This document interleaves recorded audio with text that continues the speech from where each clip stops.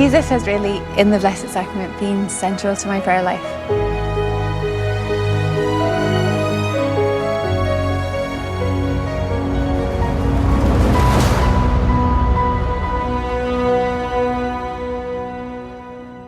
Hi, my name is Joanna and I'm from Drummondtee, which is a little village in South Armagh in Northern Ireland.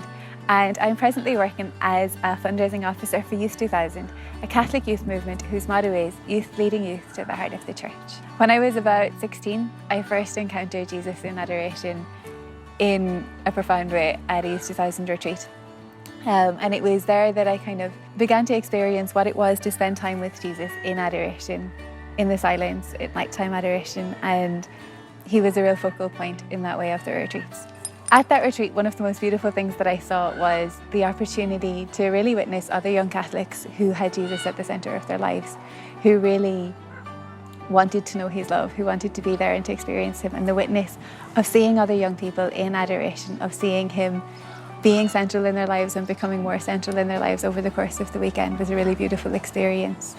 After that retreat, I went home and started a prayer group where I'd have a weekly holy hour with some other young people that I knew from back home. It was when I was about 16 and I went to my first Youth 2000 retreat that I really encountered what adoration was in a profound way, and saw also the witness of lots of other young people experiencing Jesus in that place. I started to go to retreats where they would have 48 hours of adoration running from a Friday evening through to a Sunday afternoon, and basically have a one-on-one conversation with the God of the universe in that place. I remember at the end of my first retreat, and there was one girl who gave her testimony, and she said in the middle of that testimony that during the course of the weekend her eyes had been opened to see Jesus in the Blessed Sacrament. But I was left with that question as to, are my eyes fully open? Do I really see and encounter him there? And I arrived on the first evening and they exposed the Blessed Sacrament after Mass. And I remember just having this intense sense of desolation and looking at Jesus in the Blessed Sacrament and feeling like he wasn't there, knowing that he was there, but feeling like I couldn't experience that in the same way. And then I watched other young people over the course of the weekend, and I could see them all experiencing God's love. I could see that they felt he was drawing them close. And for me, over the course of that weekend, I felt like I couldn't. I was going to adoration and sort of sitting there confused. I was going to receive Jesus in the Blessed Sacrament at Mass, and I would simply pray when I was going up, Lord, I know you're there, I can't feel you're there. At the end of that weekend, during the final Mass, that sense lifted. And the only way I can really describe it was when I went up to receive Holy Communion at that Mass and the priest said, the body of Christ, I felt like nearly shouting, I know, yeah, it is. And it changed everything. From that moment, adoration became a different experience for me. And from that point, I realised that I needed to make adoration a more central part in my life, that I needed to spend more time with Jesus and that he needed to be the centre of my life. We started a prayer group with a format of a holy hour with different bits and pieces. There were some rosary, some silent time. And I just began to have that opportunity not only to spend time with Jesus, but to do so with young people my own age and to share that experience with them. I remember one of the things that really touched me in the early days of setting up our prayer group was that we had invited a few people to come to the prayer group who didn't have much experience of the faith. They hadn't prayed that much at home. They mightn't have been going to Mass every Sunday. And I remember after a couple of days, I put it open to the new members and I said, what bits of the prayer group do you really like?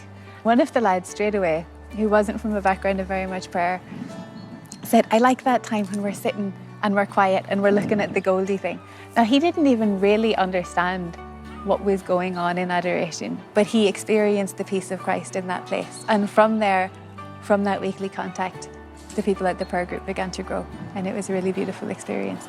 My experience before the Blessed Sacrament, it can change a lot because Jesus is always there and he is unchanging and he is always perfect, but I bring myself in many, many different states to him. But he's always there to meet me as I am. It's just a place where I can be with Jesus and I know that he's with me. Last September, my daddy passed away, and in the immediate aftermath of that, for months afterwards, it was very difficult for me to process my grief at times. There were just a lot of things that didn't come to the surface straight away that I was waiting, and I knew I was in a place where I needed to go through healing, but I couldn't make that happen.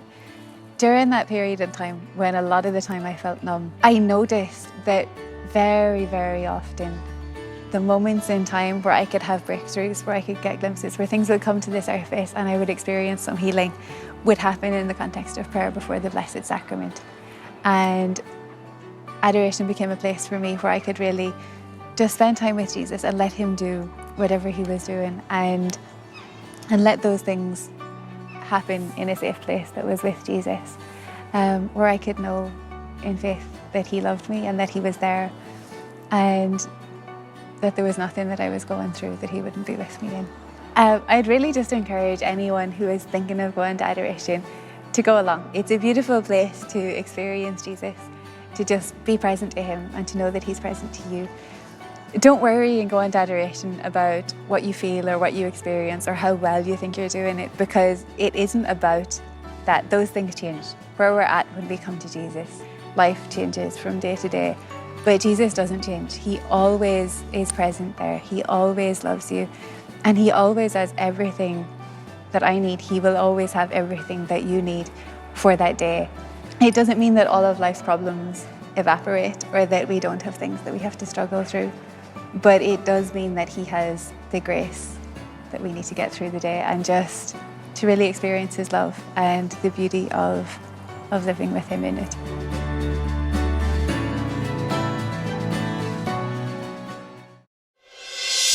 We live in a media age, of course, an age in which we get almost all of our information either from television or from the internet. Probably less and less of our information is coming through the traditional print media. So in that context, in today's world, an undertaking like Shalom World is incredibly important. And the efforts to catechize and to evangelize through television and through the internet is incredibly important in the world today. And I'm happy to say that my experience of Shalom has been entirely positive, and I am very happy to encourage everyone who's working as part of Shalom World in their efforts to bring the Catholic faith to the world around us. And also I give my special blessing on all those who are involved in Shalom, all those who are watching Shalom, and all the future viewers of Shalom. So thank you, and God bless you.